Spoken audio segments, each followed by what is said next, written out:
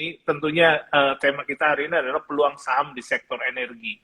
Jadi nanti kita akan fokus ke bahasan tentang saham-saham di sektor energi, peluangnya, dan juga tentunya kita gali nanti lebih dalam kepada saham-sahamnya. Tapi sebelum kita masuk bicara lebih luas, lebih dalam kepada sektor energi, tentu saya akan perkenalkan dulu nih narasumber kita, ya. Hari ini dari Pintar Saham, yaitu co-founder Pintar Saham, ya, Beli Ngurah Mustakawarman, ya ini ya, panggilannya saya panggil Beli aja deh ini ya, Beli agar lebih akrab gitu ini ya. Iya, baik. Oke, Beli, jadi ini tema kita tentunya menarik ya ini ya, tapi sebelum kita masuk ke lebih dalam, saya pengen tahu dulu nih, kenapa sih Pintar Saham tertarik dengan sektor energi? Ada apa dengan sektor energi? Itu dulu deh. Dan sehingga ngambil temanya ini nih, tentu ada sesuatu yang pengen di-share ke teman-teman semua gitu nih. Silakan Beli. Oke. Ya, makasih Pak Emon, makasih atas undangannya dari IDX Riau dan teman-teman semua, baik followers IDX Riau maupun followers Pintar Saham. Jadi senang banget bisa sharing kali ini ya bareng Pintar Saham. Jadi kenapa alasannya saya memilih sektor energi nih di topik kali ini? Pertama kayak gini nih Pak Emon, kalau kita perhatiin ini sebenarnya sektor yang paling oke dibanding 11 ya, kalau nggak salah ya, ada 11 sektor sekarang ya. Itu yang paling oke saya ngeliat kinerjanya sepanjang 2022 ini kan energi nih Pak ya, sudah mengalahkan sektor yang kemarin teknologi. Dan teknologi itu tahun lalu tuh saking tingginya dia di grafik pun dia nggak kelihatan kan gitu kan. Kalau dibandingin sama sektor-sektor yang lain karena dia saking tingginya naiknya. Nah kalau yang sekarang saya ngeliat energi nih Pak Emon. Jadi energi itu ya balik lagi ya, ada faktor seperti hal-hal yang di luar dugaan sih yang terjadi di tahun 2022 ini. Selain hal sebenarnya ada hal yang positif ya, kayak pandemi yang akan segera menjadi endemi ya, itu kan sebenarnya positif banget nih, yang kita sudah seneng nih, wah bakal bullish, tapi tiba-tiba ada perang ya kan? Tiba-tiba ada ancaman stagflasi, ada ancaman inflasi yang menyentuh rekor, yang rekornya juga nggak sembarangan rekor ya, jadi bukan rekor tertinggi sekian tahun, tapi rekor tertinggi 40 tahun terakhir. Nah itu kan udah serem ya, dengarnya aja udah mana. Ya seperti itu sih Pak. Saya ngelihat energi ini kayaknya masih bisa survive lah di balik banyaknya negatif-negatif yang tiba-tiba berdatangan ini Pak. Iya.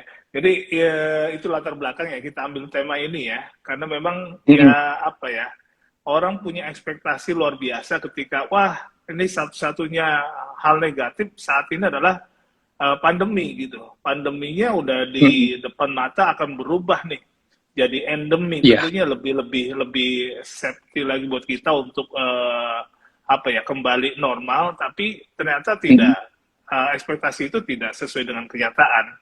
Ternyata selalu saja ada masanya ada hal positif dan negatif gitu nih ya. Dan itu terus akan berlangsung, tentunya inilah hidup dinamis gitu ya, termasuk juga di dunia saham gitu ya. Nah, kalau kita bicara ada hal positif dan negatif ya yang terus ada gitu nih ya. Nah, kalau kita bicara mengenai peluang sendiri untuk kita masuk ke pasar nih, Beli. Peluang IHSG sendiri di 2022 nih ya.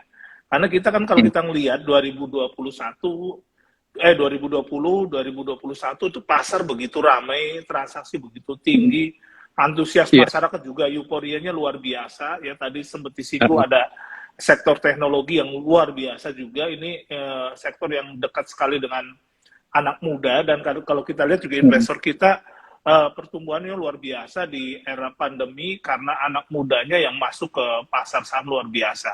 Nah sekarang dengan sudah masuk ke endemi, kantor sudah mulai masuk dan sebagainya, kemudian sektor teknologi juga tadi sudah disinggung tidak ini gitu ya. Nah bagaimana sih sebetulnya untuk di 2022 nih melihat peluang IHSG ya, dengan adanya tentu tadi sudah disinggung juga ada beberapa peristiwa, ada hal-hal besar yang terjadi ya, pandemi sudah bergeser tapi ada lagi yang lain nih. Kira-kira seperti apa gambarannya IHSG di 2022, Beli? Silakan Beli.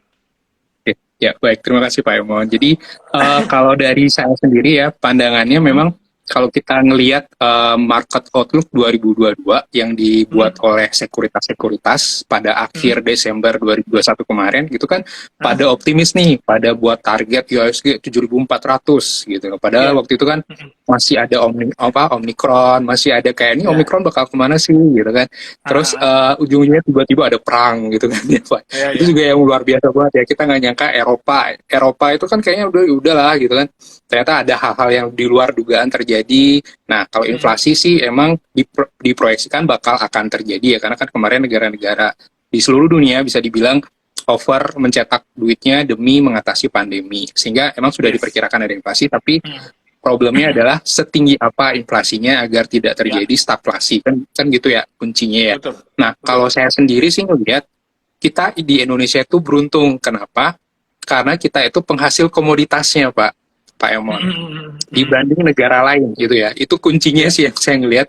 Jadi kalau ada konflik di Rusia Ukraina, berarti kan ada disrupsi di sana dalam hal pasokan gitu ya Pak Emon ya. Jadi Rusianya kan salah satu penghasil sumber daya alam yang memang nomor 10 besar lah ya, dia penghasil batu bara, penghasil nikel dan sebagainya.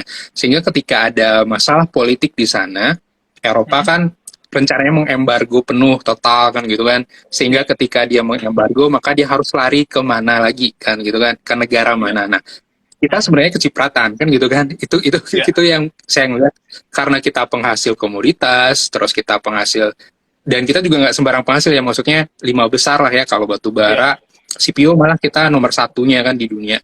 Nah, itu maksud saya. Jadi kalau melihat prospek itu saja, jadi saya ngelihat sebenarnya 7.400 itu bisa banget terwujud sih Pak, kalau dari saya. Jadi secara potensi sebetulnya 7.000, di atas 7.000 sekarang kan selalu bergerak di 6.869 ya. Sempet orang kemarin waktu di 69 kalau bertahan saja dia bisa tebus di 7.000 tuh ininya. Dan ini sekarang bulan Mei sudah mulai berakhir. Biasanya sih agak-agak landai, tapi mungkin dividen mudah-mudahan bisa mendorong lagi ya ini ya. Tapi kita nggak tahu ya, biasanya di akhir tahun kan ada apa ya, euforia mengenai beberapa hal. Biasa di Oktober tuh pasar udah mulai bergairah lagi tuh akhir tahun tuh. Ini ya. Nah, mudah-mudahan bisa mengangkat ke arah sana gitu. Tapi tentu kita kembali lagi kepada tadi beberapa hal yang terjadi, ada inflasi, ada juga perang Ukraina, kemudian kita adalah negara yang penghasil komoditi ya, baik CPO ataupun yang lainnya. Tapi juga kemarin juga ada kebijakan yang luar biasa dan sekarang sudah dibuka kembali keran ekspornya ya, CPO. Tentunya hal yang menarik, artinya ketika di luar harganya lagi bagus karena ada pasokan dunia yang berkurang dan kita menahannya gitu. Ini kan satu dilema buat industri atau perusahaan-perusahaan sawit ya.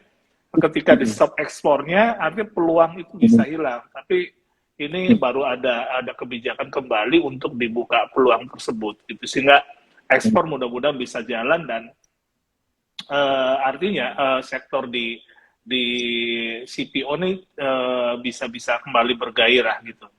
Namun tadi sempat disinggung mengenai inflasi ya, beli ini ya. Jadi kalau kita bicara inflasi, tentu kembali artinya demand, ada pengaruh dari demand ya, demandnya yang turun atau barangnya yang tidak ada gitu ya. Nah kemarin kan ada satu barang yang memang banyak dipakai orang Indonesia senang dengan gorengan, termasuk di pasar saham gitu. Nah ketika nggak ada minyak, ketika nggak ada minyak kan repot gitu ini ya. Bahkan di bursa pun nggak ada minyak, repot juga buat gorengnya gitu. Nah ini apa ya? Kan tentu akan memicu ini ya, gorengan juga makin kecil bentuknya gitu, atau harganya juga luar biasa. Apakah ada kaitannya ini dengan inflasi yang terjadi tadi katanya cukup tinggi, atau mungkin teman-teman juga ada inflasi apa sih Pak Herman gitu, tadi singgung demand berkurang atau misalnya harganya yang tinggi, itu gimana gitu ya. Mungkin sedikit dulu ulasan tentang inflasi baru masuk ke tadi yang saya tanyakan. Silakan Beli. Baik. Ya, makasih Pak Herman. Jadi inflasi ya secara sederhana aja nih ya saya menjelaskan ya. Jadi kalau inflasi itu kan sebenarnya ada 2 faktor tuh, ada cost cost ya based on cost push ya, atau cost push inflation atau demand pull inflation. Jadi kalau dia cost push inflation contohnya adalah ketika tidak adanya pasokan bahan baku yang cukup dalam memproduksi suatu barang sehingga menyebabkan padahal demand-nya masih ada, padahal permintaannya masih ada, sehingga mau nggak mau karena terbatasnya bahan baku tadi otomatis naikin harga, ya kan? Untuk ya kan gitu ya Pak ya, secara sederhana ya. Nah kemudian yang terjadi sekarang saya lihat sih lebih ke cost push inflation ini ya. Jadi ketika ada ya seperti gandum misalnya, ada konflik di sana, gandum Rusia Ukraina kan penghasil yang salah satu yang terbesar, sehingga ketika itu di-cut otomatis bahan baku terbatas, otomatis naik nih. Nah ketika harga naik yang dibebankan kan bisa jadi sih ke company atau bisa ke konsumen langsung. Kalau misalnya ke company misalnya dia tidak menaikkan harga, tapi bisa jadi yang awalnya coklatnya gede, panjang, tiba-tiba dipotong jadi pendek gitu ya Pak ya, karena harganya harus, ya kan dia harus jaga margin kan. Nah atau dia bisa melimpahkan kenaikan itu ke konsumen kan, sehingga harga si produk coklat yang panjang itu jadi naik, sehingga bisa jadi konsumen memilih untuk ya udahlah saya tahan diri, nggak usah beli coklat dulu kan gitu. Ketika dia menahan diri untuk tidak beli coklat dulu, maka otomatis si perusahaan kan dia bakal, wah revenue saya menurun nih, revenue menurun, laba otomatis menurun, ya kan gitu kan ya Pak ya. Ketika laba otomatis menurun, otomatis ekspektasi terhadap harga sahamnya juga menjadi menurun, kan gitu ya Pak ya. Secara kita ambil secara logika sederhana aja sih ya. Itu sih dampaknya menurut saya. Ketika ada inflasi yang terlalu tinggi, dampaknya memang ngaruh ke saham gitu. Jadi jangan dibilang wah inflasi tinggi nggak ngaruh.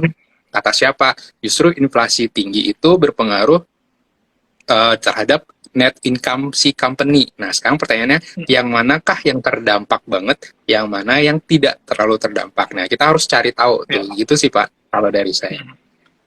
Mas Bli, kalau kita kan BI selalu punya range inflasi ya ininya.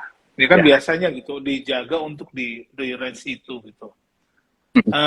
Ini apa ya? Maksudnya kalau misalkan kan kalau inflasi kan harga barang naik gitu ya. Tentu secara kita berpikir sederhana tadi sudah dijelaskan sih sebetulnya ya, ketika harga barang naik sebetulnya buat produsen ini peluang gitu. Tapi apakah daya beli masyarakatnya cukup gitu, punya kemampuan untuk membeli barang dengan harga segitu? Ya tentu dia akan memilih alternatif barang yang lebih murah. Ya contoh gini, orang dulu kan kalau orang selalu bilang bahwa saham Unilever misalkan, ini adalah barang yang selalu dipakai sama orang krisis nggak krisis gitu. Tapi ternyata ada alternatif yang kualitas lebih rendah gitu ininya. Artinya demand-nya tetap dilakukan, pembelian tetap dilakukan, cuman dengan men-switching ke barang-barang yang sama tapi kualitasnya lebih rendah gitu nih ya. Nah, apakah hal ini juga terjadi gitu nih ya? Kayak tadi misalkan minyak ini minyak goreng gitu ya, harganya yang untuk level ini harganya naik sekian gitu. Akhirnya ada minyak curah gitu misalnya, harganya lebih murah dan sebagainya, tapi tetap bisa menggoreng gitu nih ya. Nah ini gimana gambarnya ya kaitannya dengan tadi yang skema inflasi yang dijelaskan oleh Bli Ngurah tadi. Oke, siap Pak. Nah itu dia Pak ya. Jadi ketika ada barang substitusi yang sebenarnya fungsi atau tujuannya bisa sama, tapi harganya bisa rendah. Nah makanya perusahaan yang punya barang tipikal barang substitusi yang kayak gitu, yang seperti Bapak bilang Unilever misalnya, ternyata kita bisa beli sabun yang lebih murah, sabun batangan misalnya dengan merek apa gitu kan, sama-sama bisa mandi kan, tetap bisa wangi kan gitu ya. Ada busanya gitu. Ya betul, berbusa. Terus, nah dari sana bisa jadi maka kan ngaruh banget ke si Unilever tadi kan, sebagai produsen otomatis income-nya dia sebenarnya turun meskipun dia tergolong sektor yang dianggap sebagai defensif kan, ketika apapun situasinya, apapun krisisnya orang tetap mandi, tapi ternyata bisa mandi pakai sabunnya. Ya kayak gitu. Kalau saya sendiri sih ngelihatnya Nah, kalau minyak, bedanya kalau di energi itu kan kalau kita melihat nih ya Pak, mohon Mhm, koreksi ya kalau saya salah pendapatnya. Jadi kalau saya ngeliat sih belum ada penggantinya, ya kan? mhm, Misalnya minyak nih, minyak bumi misalnya. Dulu tuh kan ada wacana untuk B30 ya. Jadi oh iya, CPO itu bisa menjadi pengganti bahan bakar gitu ya. iya, Dulu ya kalau nggak salah B30 ya namanya. Nah, tapi itu kayaknya nggak terlalu jalan ya Pak Emon. Nah, mhm, dari situ kita bisa, karena itu kan menahan dampak dari kenaikan harga minyak. Sedangkan kita mhm, Indonesia kan sudah nggak net eksportir lagi kan ya. Nah, dari mhm, sana sih saya ngelihat sebenarnya kalau kita terkait dengan situasi seperti ini ya pilih aja yang memang belum ada substitusinya. Misalnya kayak batu bara, meskipun ada ESG, sepertinya mhm, batu bara itu minatnya masih demandnya masih tinggi, meskipun memang 2030 kan ESG diberlakukan dan sebagainya. Nah makanya kalau saya sih strateginya ride the wave aja gitu loh. mhm. Jadi jangan long banget, tapi ikutin arusnya gitu, ikutin ombaknya kayak gimana gitu sih Pak kalau versi saya strateginya. Oke. Oke ya, Nah, tadi sudah masuk sedikit di sektor energi nih ya. Emang sekarang kan lagi-lagi apa ya, energi ini sesuatu yang memang sangat pasca ada apa namanya perang ya Rusia dengan Ukraina nih, energi sepertinya juga bergairah harganya ya, komoditi di energi ya, termasuk batu bara gitu ya. Dan kemarin juga juga sudah mulai lagi nih, batu bara kan salah satunya juga ke China. China ada mm, mau hangat lagi dengan Taiwan, dan Amerika ikut nyampur, ini juga akan jadi gosip menarik juga tentunya di pasar saham ya ini ya. Nah, kaitannya dengan ya, batu bara tadi ya, terus juga mm, dengan kaitannya dengan ESG tadi, saya juga coba memetakan beberapa di kita itu juga sudah mulai concern ya pemerintah, dan juga kemarin kalau kita lihat juga Pak Jokowi di Amerika kan juga sempat menyinggung masalah alam gitu ya ini ya. Jadi kurangnya peduli negara-negara di kalau nggak salah di Eropa atau di Amerika terhadap kondisi alam. Maksudnya ya kita punya paru-paru dunia nih dengan hutan yang mm, luar biasa. Tentunya ini juga harus ada supporting dari dunia, karena salah satu yang mensuplai apa ya dari sisi menjaga alam lah, menjaga dunia gitu termasuknya gitu nih. Nah, ini tentu akan semakin hari akan semakin juga intens gitu nih ya. Nah, tadi sempat mm, disinggung bahwa emang untuk long term saham-saham energi ini juga masih diwaspadai oleh pengaruh itu ya ini ya. Namun saat mm, ini tentunya teknologi kan ketika merubah sumber energi harus harus diikutkan juga ya.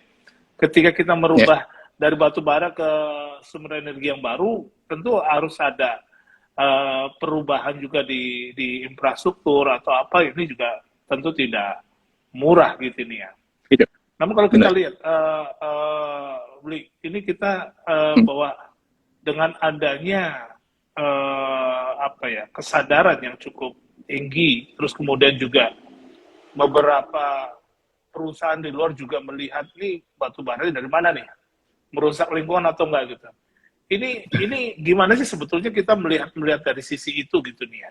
Untuk teman-teman yang memang eh, apa namanya untuk long term investment dan melihat harga batu bara yang ya kalau saya ikuti sebetulnya batu bara pernah pernah tidur dan cukup lama ya, ya ini ya. benar, Itu saya benar. pernah lihat lah gitu teman-teman yang berinvestasi di batu bara yang hanya mengandalkan dari PLN pada saat itu. Jadi cukup berat gitu nih ya. Nah tentunya Ya, ini apakah bisa terjadi lagi gitu nih hal-hal seperti ini gitu. Jadi apakah oke. memang sebaiknya untuk jangka pendek saja gitu ini? Karena melihat yang kayak gini kadang-kadang kita cukup khawatir juga. Ini gimana, Bli?